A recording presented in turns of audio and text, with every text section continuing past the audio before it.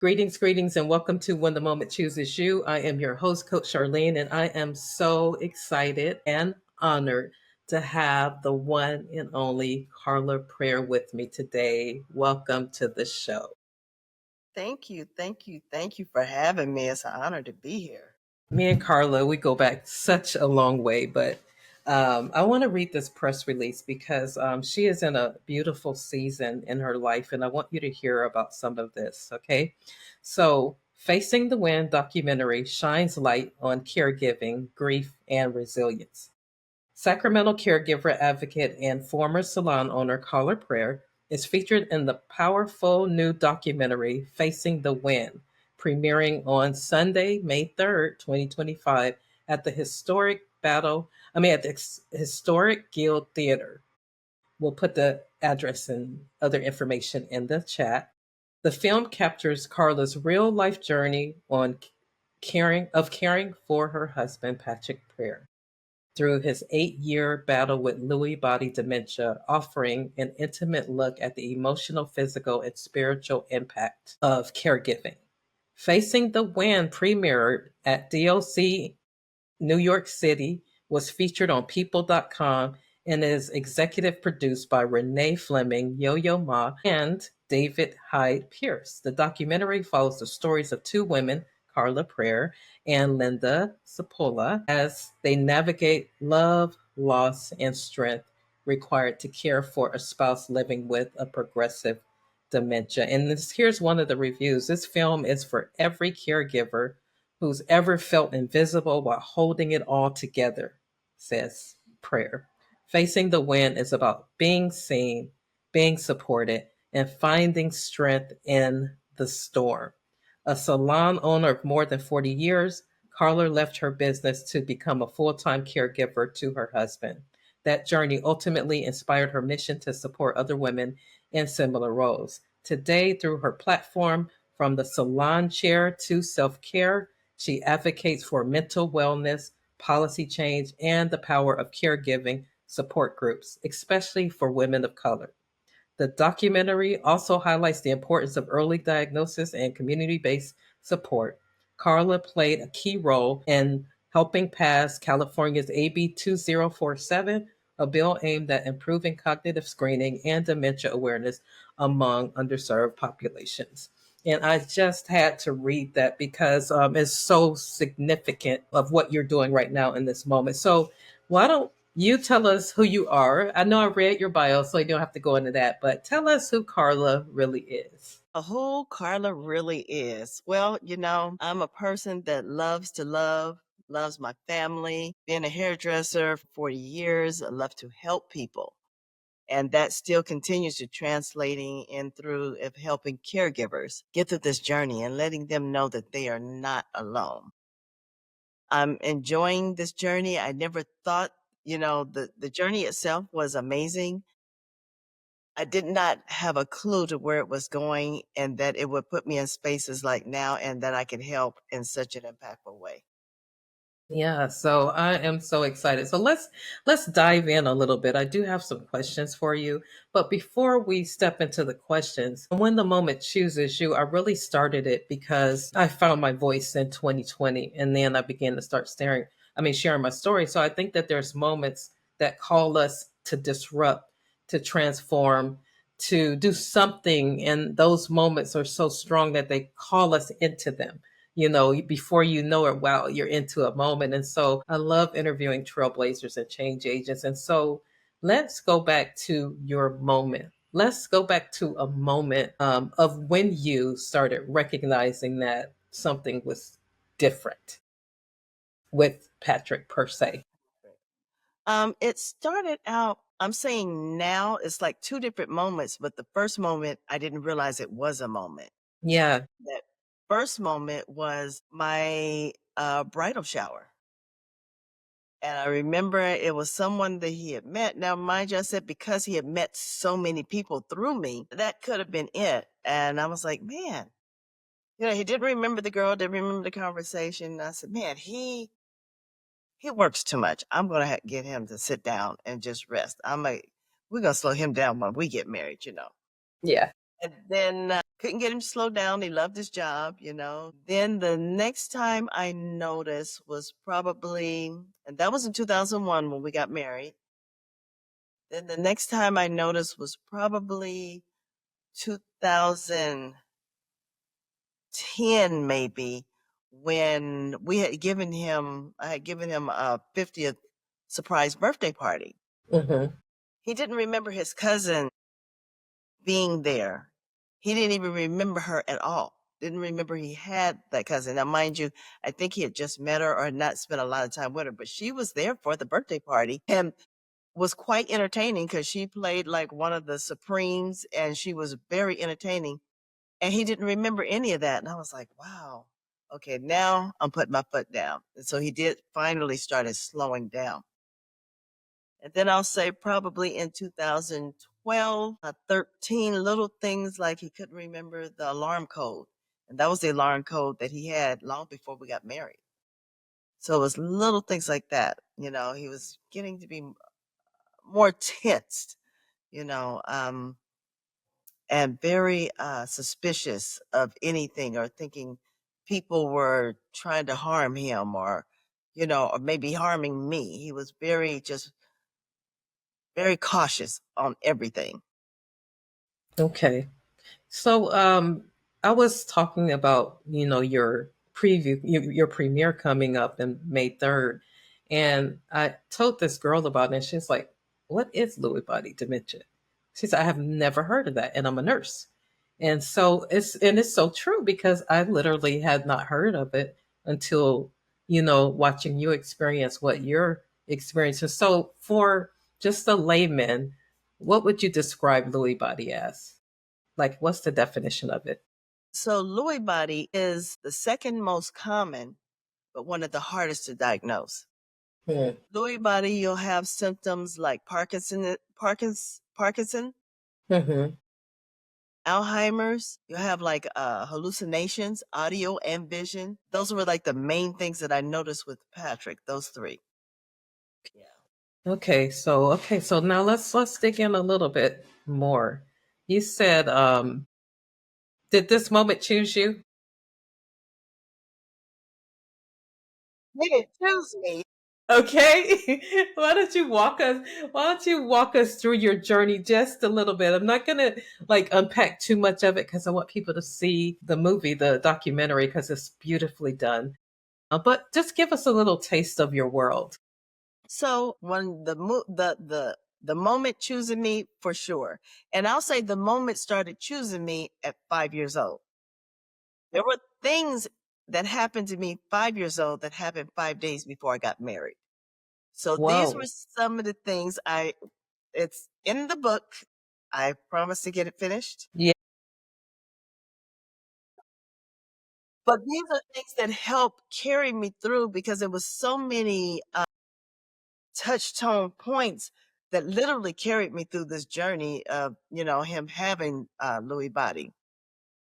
But, when he first got his diagnosis, I was frantic. I felt alone. I was scared. I didn't know what it was. When they first said dementia, dementia, dementia, that I just thought you're losing your memory. Right. Boy, did I learn. It is a lot more than that. So then going forward, he gets the diagnosis, excuse me, and they tell us Lewy body dementia and the different things. Okay, Lewy body, what in the world is that? Never heard of it. So I had a social worker and not just taking what she gave me. I went diving into the computer. I went diving into Facebook and I found all these support groups that could carry me through. But I knew nothing about Lewy body dementia, and it just pays to be in support groups. I've gotten so much help and advice through that. But so the beginning of the fear, when I tell you the fear was heart wrenching. And then watching my husband go from one person to another. You'll see a huge difference in him from when we first got married and then towards the last 6 months to a year of his life. Different. And I did not know the journey was as intense as it was because I knew that I was chosen for the journey. I That's good. know for a fact. I mean, it was too many things that is, and I've shared parts of my story. It's like that's what carried me through. My faith and God carrying me through this. It just let me know, baby, I got you, girl. You're not alone. Yeah, that is so beautiful. And I mean, I can attest to watching you navigate your way through this journey. And I mean, I'm going to always call you Miss Shiro because I mean, even in the toughest parts and the toughest moments, you just continue to rise. Here's a statement here, and it says, "What we wish we had." And so I kind of want to tap into that a little bit because a lot of families right now, because there's a stigma on it, are having major challenges and they don't know how to reach out for help. So, can you tell us a little bit about, first of all, what are some of the things that, if I said that statement, what we wish we knew or what we wish we had, what are some of the things caregivers need that we don't know that they need? Because we want to know because we want to learn how to support better. One of the things I wish I had more information on what it was, I guess they gave me what they knew to give me, so I did dig more. Financially, thank God we started putting our financial things in order long before he retired. I want to say we started, actually, my sister-in-law had gotten sick, and that's when we got our trust and our medical stuff completed, and that was like in 2012. I wish I understood how the long-term disability worked. In my ignorance, I thought transparency here. I thought that once you started that you couldn't stop it. I don't know why I thought that. So I waited to start the disability to, file the claim, and I did. And she explained to me, you could have started, but then COVID happened, and the Hmm. only way that you can keep it going is that you have to either have someone coming in the house caring for your loved one, or they have to be in like a daycare, adult daycare, or something like that, where everything was closed down. So it Right. would have shut down anyway. But had I started it like 6 months to a year before that, I would have been able to tap into it. So yeah, that So was my those resources, you don't really know it offhand what you need. And is there anyone that, I mean, are there any resources or a person like doing care, like managed care for you? Like once you get the diagnosis, and first of all, let me go back. The diagnosis was very difficult for you to get, first of all, right? yes. Yes, it took 4 years to get the diagnosis. And Wow. yeah, and that 4 years, we missed out on trial. He could have gone through some trial things. He could have participating in like even just our support group. But by the time we got the diagnosis, he did not engage well with computers because everything was online. Yes. Well, I mean, so this is really important. So, as a nurse and as in the healthcare industry, like what would you tell healthcare workers, physicians, nurses, whoever, like when you come to them and you have concerns, like what could help them understand that they need to listen to what you're saying?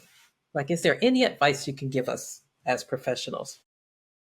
Number one is hear the caregiver. Hear the caregiver because there's a term called showtime.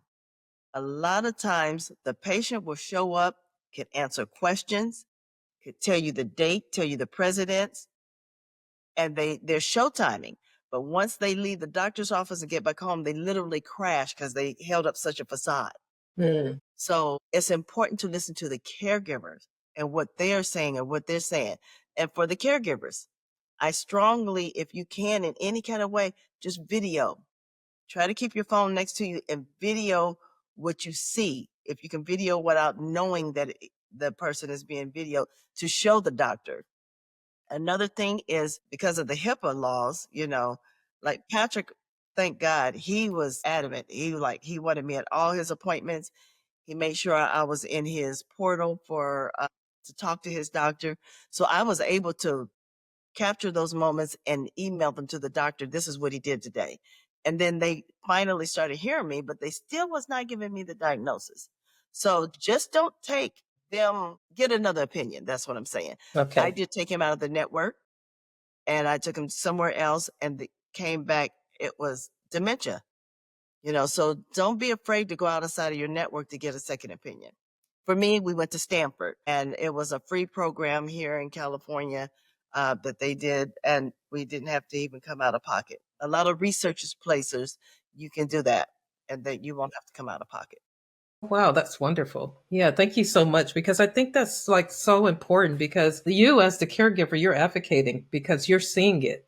You know, he's not going to necessarily tell you, or the person is not going to necessarily tell you what's going on with them. They can't really describe it. So I love that you said that. Now, caregiving, it's not just physical, right? Tell me a little bit. What else is it tapping into? It's not just I gotta just take care of this person. Tell me the whole fullness of what you experience with taking care of your loved. You know what I had to? There was a number of things that I had to learn to do. First of all, I had to learn to ask for help. My That is Lord. something that, and we as strong women, we had a problem with that. I'm gonna learn how to be a damsel. Y'all watch. Y'all watch.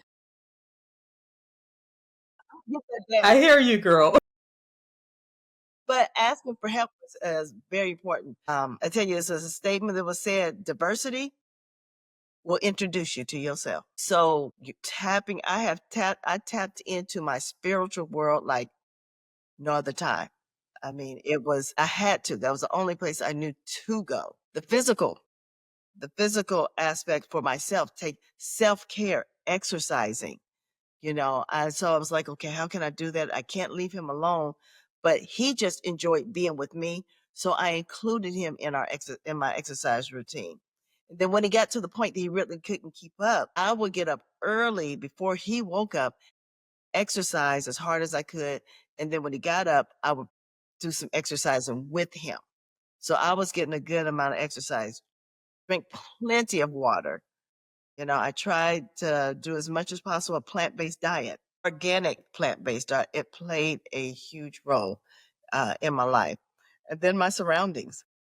I really place strong, positive people around me, and I just could not deal with anything that just has a negative aura. I mean, that is Yeah. so, sometimes people don't even realize they bring a negative aura, and I just had to put them at a distance.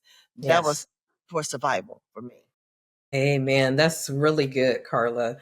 Speaking of that, because you're dealing with so much, let's talk about that emotional roller coaster. Yeah, tell me a little bit about the emotional coaster that you experienced while taking care of him. Initially, the fear, of course, overwhelming fear, to see him go from one person to another. This was a big, sturdy man that took excellent care of me. I mean, he had me rotten. I mean, Yes. Yes, he did. care of everything. Even like when I would go to hair shows, he would go with me. And I'm thinking he's going off while I'm in class. He's in the back of the class, listening to my questions and this and the other. And then when I come out to go buy products, he had already went and bought the products because he was listening to what I wanted to know. That's how supportive he was. He was so in tune to me. And then to lose that was, whoa, I haven't had to do that 15, 20 years. And that was a true adjustment. So between that, losing this big, strong, sturdy man that just took care of my entire world, being able to communicate, his words got tangled up. He could not hold full sentences. And it was just, oh, yeah. And so I had to learn to understand his body language and interpret what he was trying to tell me. And I had to remember when he would have his moments that it's not him. Did I always remember? That would be no. I failed a number of times, and you'll see in the documentary where I'm sharing about one of my moments, and I had a complete meltdown and exploded. I exploded on him, and I was like, and then I caught myself. I was like, Carla, this is not Patrick. He's sick. And I Yeah. leave his presence. I go in the office and I sit down, cry for about 5 minutes, gathered myself, and I came back. Now, mind you, I told you his words was tangled. He could not hold full sentences. I came back. I said, sweetheart, this one gets me. Yeah, take your time. I came back in the bathroom, in the bedroom. I said, sweetheart, I am so sorry. I know you can't help it. Please forgive me. And like he always did in the past, he came back to Patrick. He came back and grabbed me by my neck, pulled me in, and kissed me on my forehead. He said, oh, girl, don't worry about that. I know you didn't mean it. Full sentence, clear. And Okay. I had him back for like, that few minutes just to secure that he knows my heart. And I just Yeah. broke down and started crying in his chest. Yeah. I mean, what a beautiful moment and what a glimpse of how God gives you what you need when you need it. It is so beautiful. So, on the heels of that, so, we can hold joy and sorrow in the same space. And now I know you are a comedian, big time. If anybody that know Carla, she is a comedian. And so she will have you needing surgery on your stomach. And so can you tell us like one of those a story with perhaps a joyous moment through your experience? Let me see here. No, I'm not gonna tell that one. That one might be a little racy, but it Yeah, helped. let's It helped the situation. Well, one of the moments when he first got diagnosed, and I have told this story before. Bless his heart. He said, I was on my way home. He called me. He said, hey, hurry up and come home. There's a truck on the fence. Truck. And I remember there was a Tonka toy truck on our porch for years. I don't know why it was there. I said, a truck. He said, yeah, it's a big truck on the fence. Okay, I'll be there in a minute. I get home. I said, now what now? He said, a truck. A truck is on the fence, rocking back and forth. Now, mind you, the house that we had downsized to, very small. You could not even barely get a bicycle in the backyard. So he was saying this truck is in the backyard, rocking back and forth on the fence. So I said, baby, show me what you're talking about. Takes me in the backyard, talking about this truck bouncing back and forth. And I looked at him. I said, sweetheart, I said, do you think that just maybe you were having an hallucination? I am not crazy. Okay. Who am I? Let me back up. Okay. And that was the first time he had had a hallucination. So I didn't know what was getting ready to jump off, So I'm like, I Yeah. back up. So I go in the bathroom. We go back in the house, go in the bathroom. I'm sitting on the edge of the tub with my head down. I was like, oh, Lord Jesus, this is getting real. And then my little furry guy, he's around here somewhere. So he comes in, kissing me all on my hands and, rubbing up against my legs and kissing me on my hands as if to say, Mommy, it's going to be okay. It's going to be you. You got this. You got it. He's just kidding. And I said, Choice. That's his name, Choice, because he was a good choice for us. I said, Choice, thank you for being such a good doggy. Thank you for choosing us to be your family. Thank you for coming to live with us. And I'm just talking to the dog. And Patrick comes barreling out of the bedroom into the bathroom. He looks at me with his eyebrows all tangled up, looks at the dog, looks at me, looks at the dog, looks at me, and he said, you in here talking to the dog and you think I'm crazy? Because he was coming and going. We Right. both laughed probably for about 5 minutes because he realized then it was a hallucination. No, he's Right. not crazy. It was a part of the disease. Oh my God, that was hilarious. And I could just see that totally playing out. Yeah. Oh my gosh. So, I know this has been a journey. So, what can you speak to about community? Tell me about community and the power of healing because we know that we heal better in community. So, talk to us about that. Well, I will say community. Being in support groups is one, but also your friendship, your family, your extended family. That's how I made it through. You'll hear me talk about the boat rides, Alex and Sharon boat ride. Matter of fact, she's my event planner for Facing the Wind. Amazing job. I know she's about ready to hang me up by my ankles, but I love you anyway, Sharon. She's doing an amazing job. Yes. Like I said, keeping positive people around me. I had my Bible study group was, everyone took like a week and they dropped off food to the house when it was getting really rough. Um, coming out, let's go for a walk or coming to get Patrick and take him for a walk. That played a that was huge. Outside of that, I had another friend of mine had never, and this is something that really stands out. And they were trying to interview him.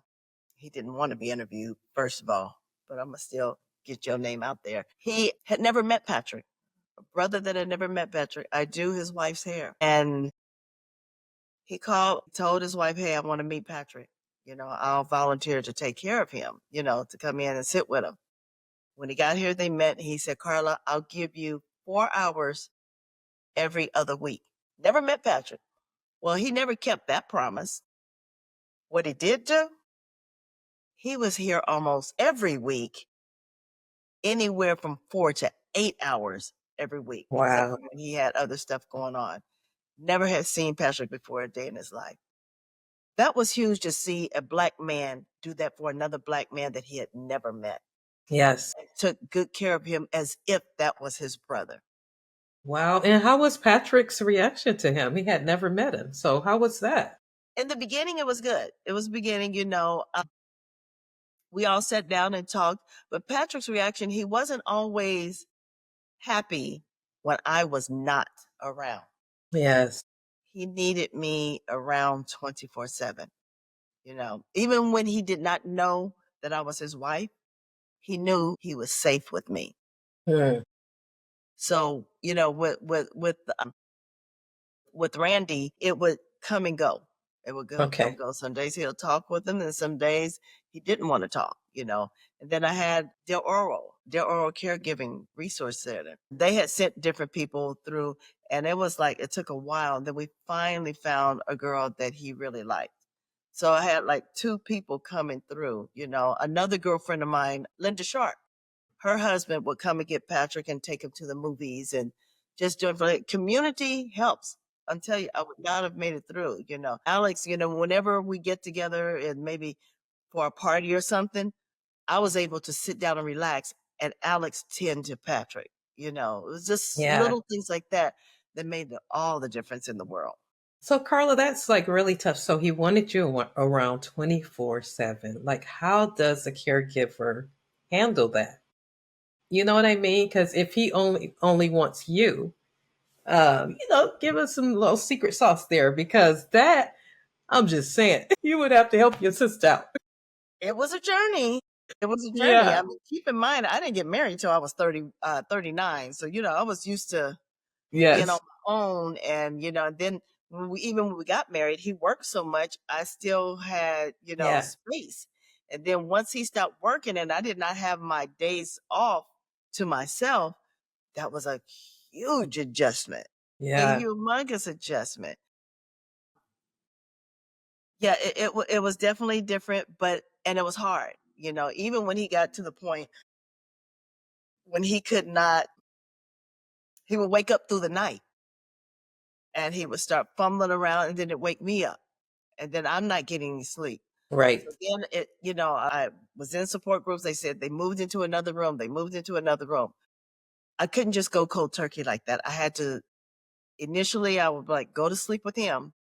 And then if he got up in the middle of the night, I would get him situated, get him back in the bed. And then that would be my time. I would leave and move into the other room Hmm. because it just, it was hard not getting sleep and caring for someone that had a brain that was coming and going. Right, right. Well, because you need time to replenish and to reset and to refresh your own soul so that you can, continue doing what you were doing. So yeah, that's totally understandable. Because I definitely you would have you would have had to come help your sister out in a big way because that's challenging if you're so used to being by yourself and then all of a sudden you got someone that has to have you and you feel obligated to make sure that you're there. So thank you for sharing that. So before we start talking about the documentary that I want you to tell everybody about, why don't you, for the last part of the session, tell us a message to other caregivers out there. There's people that are dealing with this every day. Oh, yeah. Yeah. Number one, just know that you're not alone. You do not have to go through this journey alone. And I strongly advise you, do not try to do it alone. I'm in my early 60s. My journey started with Patrick when he He was 58, so I was 51 and a half, 52, young going through this, and it Right. was stressful. If you're older, you definitely don't need to do this alone. Find support. Get into support groups. I was in 5, and I'm still in 3 of them to this day, for the after the journey. That is the most vital thing is do not communicate. Try to get them to communicate as much as possible how they're feeling. If you can get them to communicate in the beginning, you'll have a better understanding of what's going on with them. Assure them that it's safe, so that helps you. That gives you some security in knowing that you might be doing the right thing. And even if you feel like you did the wrong thing, there is no wrong thing. Not unless you're abusing them, but there's no wrong way except for not doing what you can to get help for yourself. You Yes. know, those communities are huge. That is the most, just know, get in communities and take your time. Get away. If you can take a vacation, again, they sent me away for a retreat for the documentary, and Randy came and stayed with him the whole time. Get away. It's not, no shade. Don't worry about And we do carry that guilt. Yeah. Well, nobody's going to take care of them like I do. Well, guess what? You're probably right because that's your loved one, but you cannot afford not to. Because if you check out, then what? Who's going to be there for them? That's right. Yeah. Yeah, that's so good. I was just kind of reflecting back. I remember when I used to see you doing your exercise on Facebook Live with him. Yeah, I was dancing and exercise. It was just the most beautiful thing. I think what I saw in you was the love that you expressed and the care that you had for him, that you showed and demonstrated in all of the stuff that you did. Like, even if something went sideways, you just like literally knew how to flow with it. And so I noticed that you got very innovative through your process. And so I thought that was amazing because you would be coming up with all of these ideas. I'm like, girl, where you get that from? And you're like, yeah, it just came to me. But things to help caregivers to take care of their loved one better. And so I just applaud you for all of the wisdom that you have that you're going to share with so many other people. And so if there's someone right now, Carla, that's listening to the podcast, why don't you give them some insight? Say that they think that there's something going on with their loved one. Like, give them some steps. Like, give them 3 steps of what you think they should do. First of all, try to communicate. See if because a lot of times they are not going to admit that there's something wrong. I was blessed in that area. Patrick told me that something was wrong. And just pay attention to the little things. You can pay attention to how when they're trying to tell a story, their recall. If they're forgetting people's names, that family member's name, pay attention to their handwriting. See if it's changing. Their walk, like with the Lewy body, their walk, a lot of them get stiff. The arms get stiff. Patrick, I don't remember his arm stiff, but he would walk to the side, the gait. So that's telling you something is shifting in the brain. Mood swings. If there's mood swings, are they sleeping more? Are they sleeping less? Those are things. What else can I do? Shortness, just, agitated. Here, like I said, he was always thinking somebody was trying to do something to him. And so then, because in that, they put him in anger management. Well, he was frustrated, you know. And another something I had spoke to a girl. I friended her on Facebook. She's a singer. And I said, I think that's the one that Patrick was telling me about. And I friended her. And she messaged me. She said, are you Patrick Prayer's wife? I said, yes. But he passed away 2 years ago with dementia. She replies back, I thought I saw something. I didn't say, I said, here's my phone number. Call me. She called me. We talked about it. She said, I thought I saw something. But, he worked in the operating room. The Right. operating room is fast paced. You don't have time to be. And so she worked with him at 2 different hospitals. So she was like, she's thought something. And even the other doctors were saying, we can't keep doing this. He's got to get it together. Well, this was just about a month ago. This is the only person that has ever worked with him that has said anything to me about this. Period. I've been in contact with a number of people, a number of them. And so I told her, I said, "You're the only one." I said, "Do you mind? I will be sharing this at the documentary." Well, and now here also.